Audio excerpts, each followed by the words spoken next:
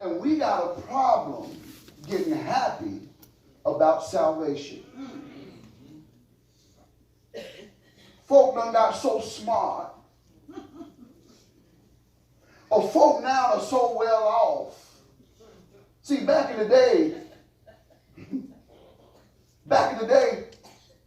when the preacher went to the mountaintop, folks started jumping over pews.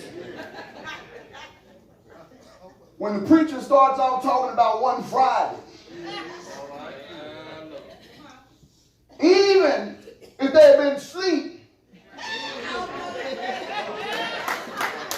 when he gets to the mountaintop, he can't help but leap to his feet. And I don't mean to be comical, because what I'm saying is they had an understanding of what salvation meant for them. See, some of us, we got too much, too fast, that you didn't have to work too hard for. And because you may be a little privileged, or you may have things a little easier, or you're smart, and ain't nothing wrong with all of that, but you can't lose sight of how far God has brought you from. And the problem is we don't think that we've had too far to go. For some reason, we don't think we was that far gone. Been in church all my life.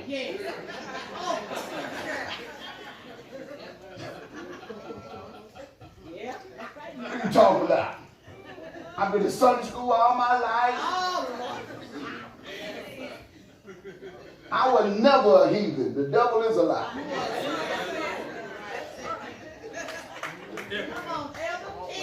Because the thing is, it was a reason why Isaiah got so happy when he saw the revelation of the way of salvation. Yes, sir. Are y'all with me? Yes. See, you got to get a little bit of history. Because see, the thing is, Isaiah was prophesying unto the people of Israel. And he was telling them what God was about to do with them. In other words, judgment was coming to the house of God. All right. Judgment was coming to the people of God. You know, make no mistake, we serve a God who hates sin, period.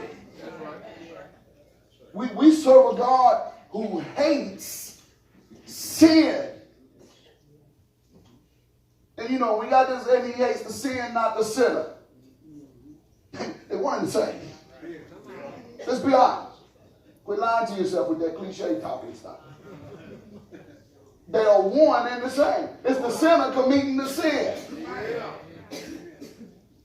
If he hates what you're doing, what you think he's going to do about it?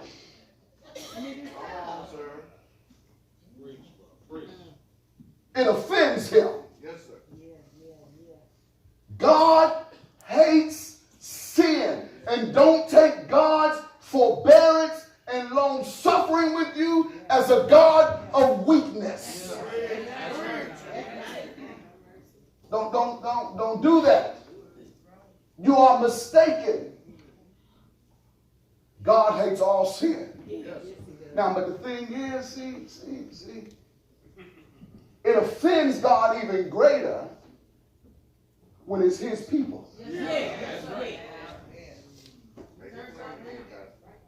It offends God even greater when it's his people. God was offended by his folk. Yes. Yes. That's right. You just think about it. Here he is. He's the omnipotent, sovereign God. Just delivered them out of Egypt in captivity for 400 years and brought them through the wilderness and allowed them to defeat armies they were outnumbered and outmanned. And God still brought them and allowed them to cross over into the River Jordan and go into the land of Canaan flowing with milk and honey. He continued to be long-suffering with them in spite of their stiff-neckedness. And they get over there and they do what? They start mingling. other people, with other nations. Ooh, I like what they got over there. They start mingling and they start messing with other gods. So let me tell you one thing. God can tolerate, he can tolerate a lot of stuff from his people. But one thing two things God ain't going to tolerate. He ain't going to tolerate you worshiping other gods and not loving your neighbor. He can tolerate just about anything else. But when you cease recognizing him as God, and when you cease treating your fellow man with love and respect, and you treating each other with ill will and evil intent, and you a child of God, I've given you my commandments.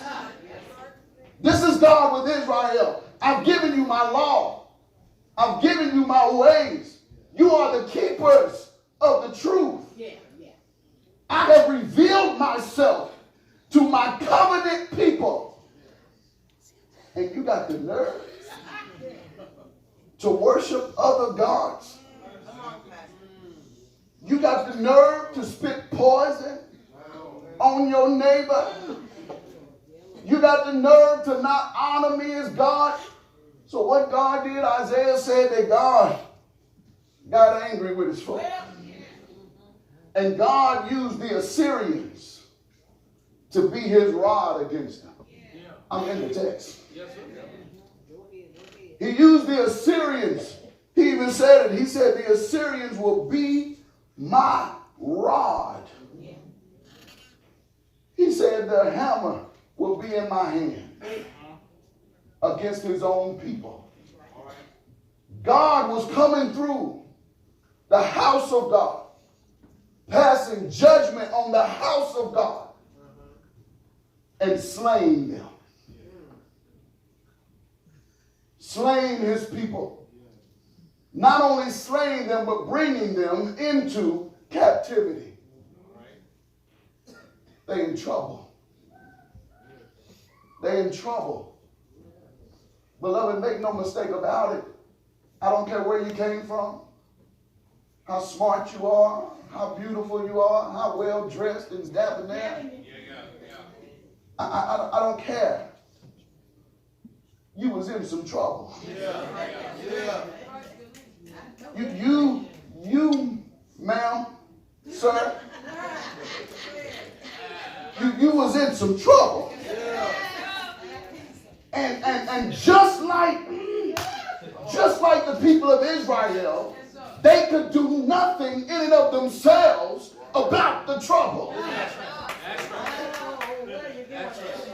And see, the thing is they got to a point in mingling with all these other nations and getting sucked into their social environment and their status and all of this stuff, is they got to a place where they were seeking their own righteousness. See, we think, even these atheists out here, they think they're not worshiping anything. But we were created for worship. You're worshiping something. If you're not worshiping the Almighty One and true living God, you are worshiping something, whether it's money, whether it's status, whether it's people, a woman, a man, a girl. You are worshiping something. Hallelujah. Beloved, God is not going to stand for that.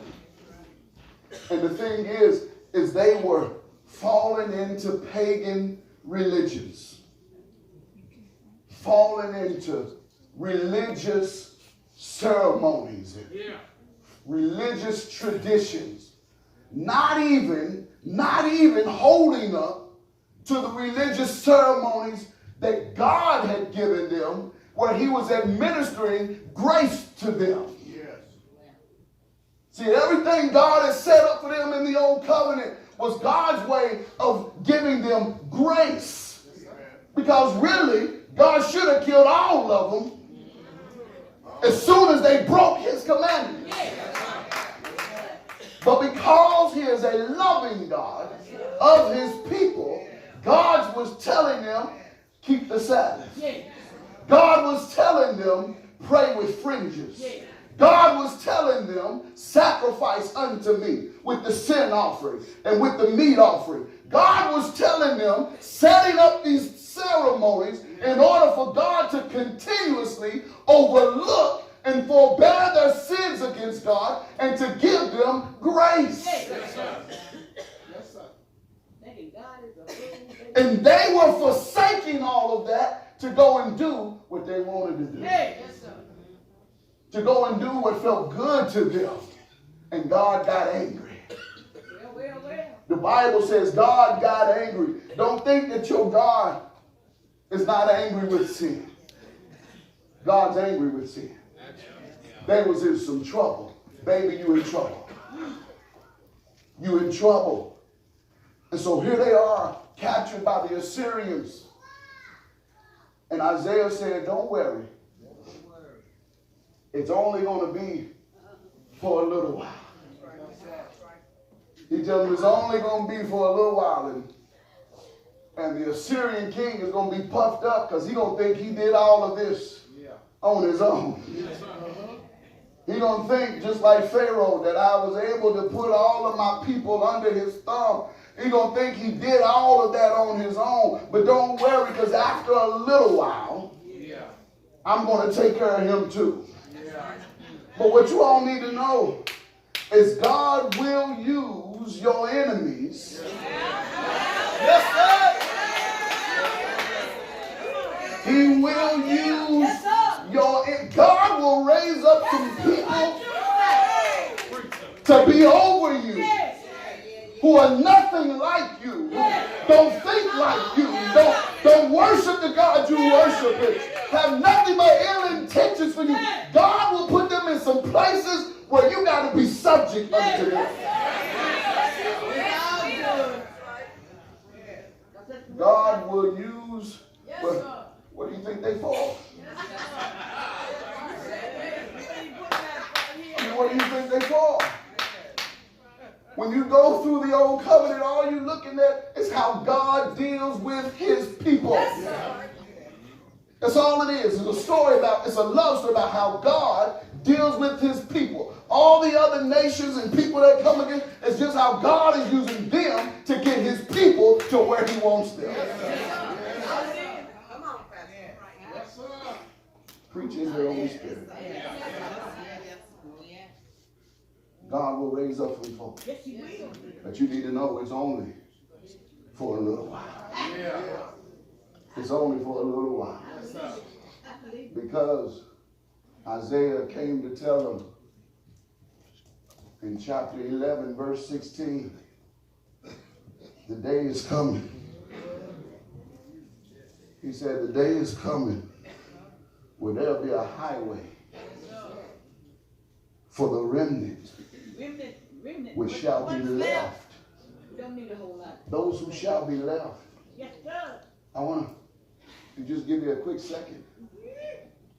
All Israel was under the thumb of Assyria. Yes, sir. Come on, Pastor. But only some of them Yes, sir. got to get out of there. Yes, sir. Only some of them Yeah. were saved. Remnant. That's what he means by remnant. Yeah. The question is, why did they make it out and the others did not? See, the thing is, we say, what was it about them? Were these the nobles? Were these the most educated, the most skillful? Were these the ones that had the most money?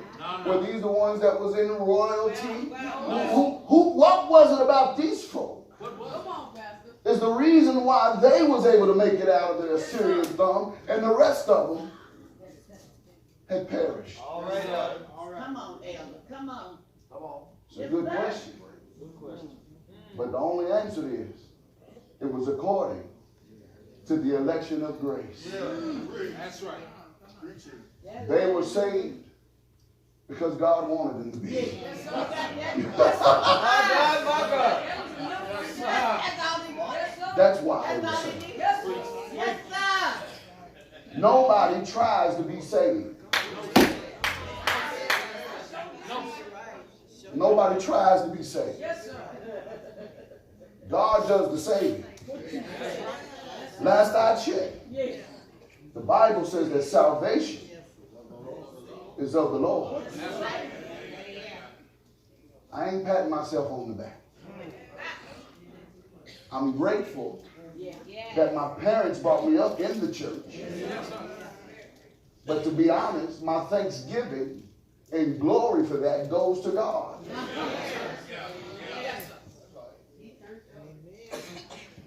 I'm grateful to God for giving me parents that exposed me to an environment where I could get seed and God would plant it on good ground.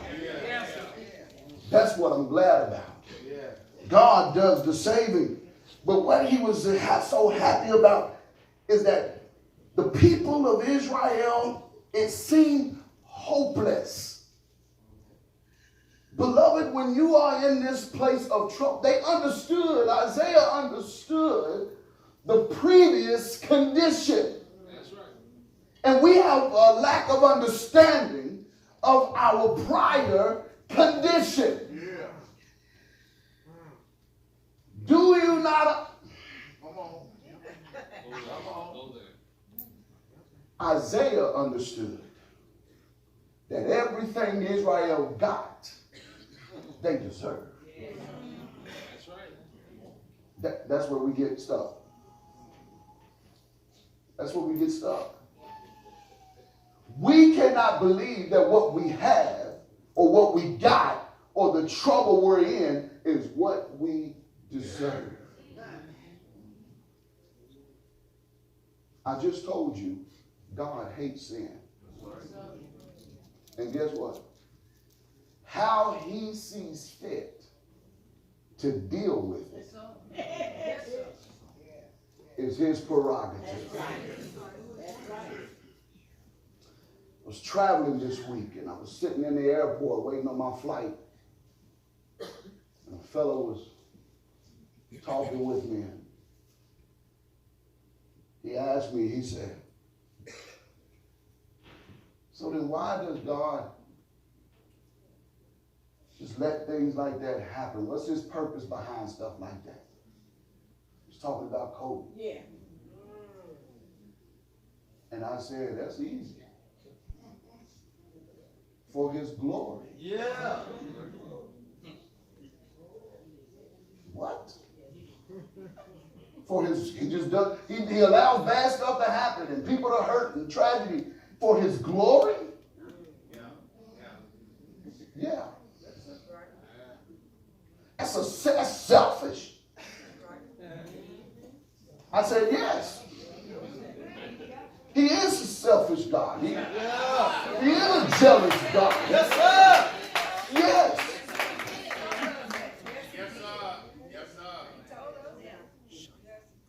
But see, the problem, the thing is, and please, I don't want nobody to misconstrue what I'm saying. Because hurt is real. Yes, sir. The hurting things is real. Yeah. And what we suffer in this life is real. But make no mistake about it, as tragic as some things are, God is justified. Yeah. Yes, sir. God is justified. Yeah. Especially when it comes to his children. Why? Because one, you ought to know better. And two, he's already promised you a place over in glory. So if he's going to whoop your behind, he's got to do it right now. You got to reap what you sow right now.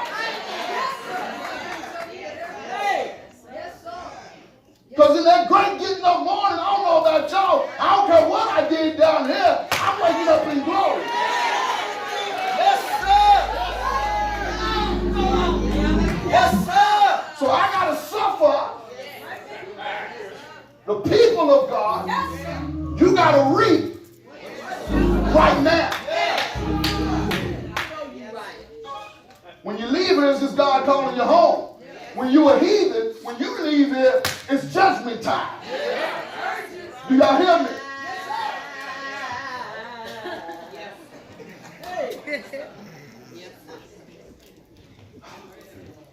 Was that clear, Doc? Yes,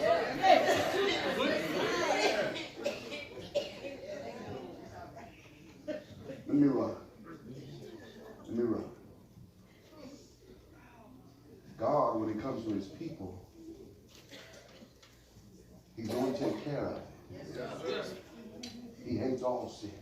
Don't think that you are undeserving of anything that God allows to come into your life. Isaiah realized that he was deserving, that the people of Israel were deserving of everything that they got. Beloved, I'm not saying today that you deserve to be sick. I'm not saying that you deserve to be broke. I'm not saying you deserve to have to suffer burying loved ones. I'm not saying any of that. What I'm saying is, in case ain't nobody told you, because they don't want to hurt your feelings, or they don't want you to not come back to their church, Pastor Underwood don't care nothing about that. I'm going to tell you the truth. And the truth is, what all deserve is a burning hell. Yeah. That's right. Isaiah understood that what I deserve is eternity in the lake of fire. But He understood that. And he also understood I can't get myself out. No matter how good I live on this earth, and I know that's what religion has taught you your whole life. Live good, good people go to heaven, the devil is a lie. There's going to be a lot of people you thought was good people. They ain't going to get in. They're not getting in. Isaiah understood that God's mercy was withholding what I deserve. And baby, when you get to that place, you can be like Isaiah and you can say, in that day, I'm going to praise you, Lord. So see, Isaiah was talking about the coming of the way. Isaiah had gotten revelation of what was coming on down the road. But baby, I can shock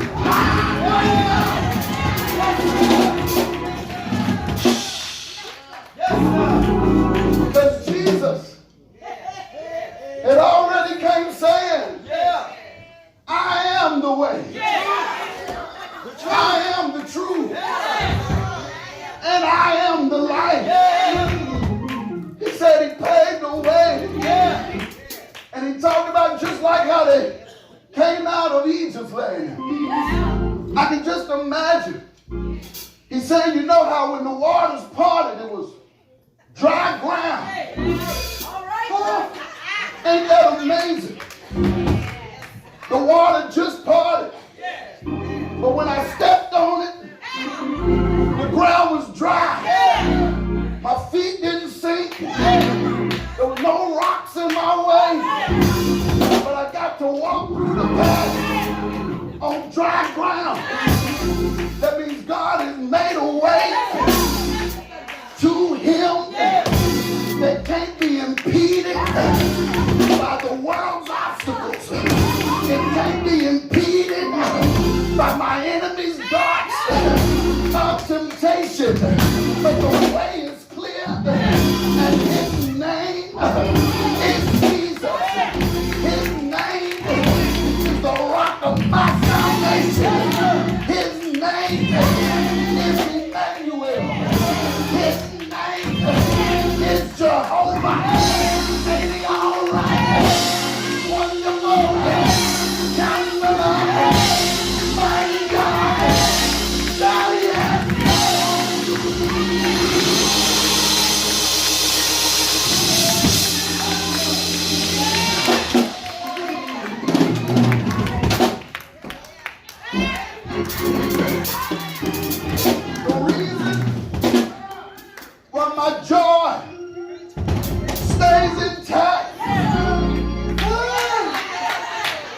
The reason when I lost my job, my joy stayed intact. Buried my grandmother, buried my little cousin, who was my first son, buried my granddaddy, buried loved ones, buried 45 people since I've been a pastor. But my joy stays intact. Why? But Jesus saved me, washed me, cleaned me up, made me all right.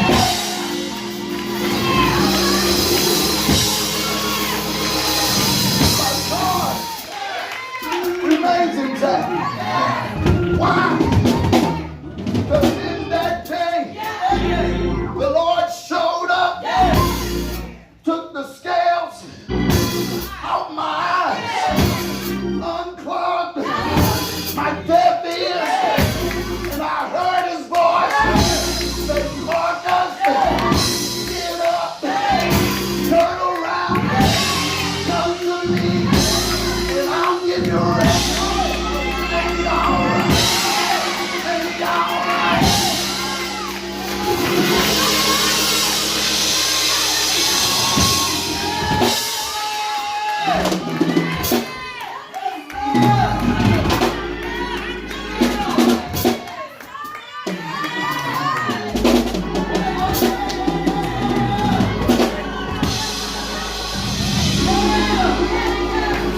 You can wait if you want to.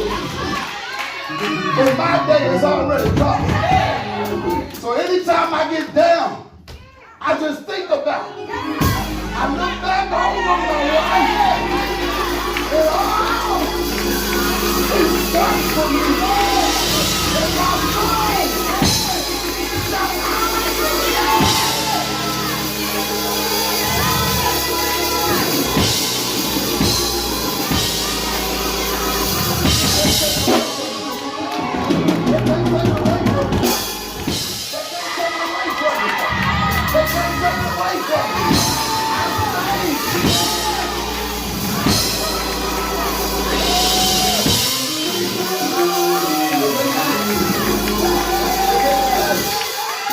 I've been bought with a price. Nothing in this world can pay for. I've been bought by the blood of the Lamb. My name has been written in permanent ink. One for the name. I'm saved.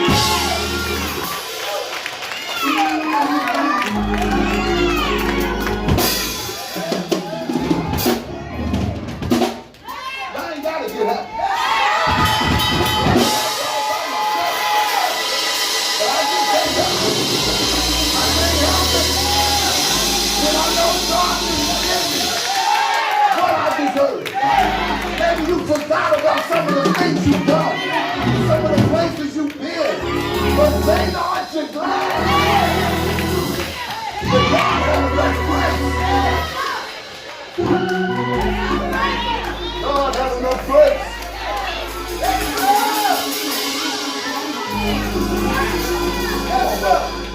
God has enough grace.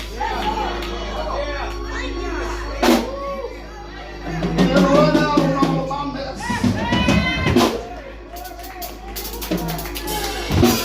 But he had enough grace for you.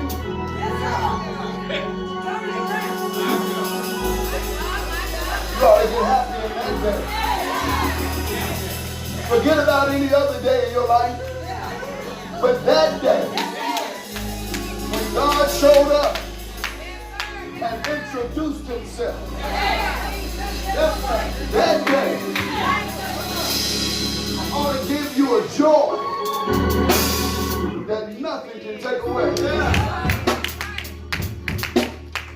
That day allowed somebody laying on their deathbed and said, the Lord take me now. For God I live. And for God I die. Paul said, I'm torn between the two of them. For to live is Christ. But he said, but to die.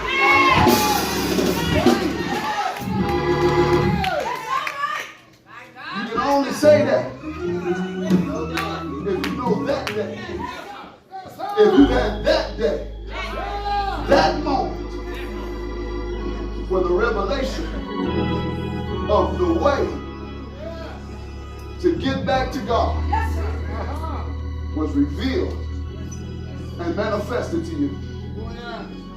Beloved, that is the greatest day of your life. That's the greatest day of your life. Don't lose that. Don't miss it. And the greatest day of your life ain't when you got married.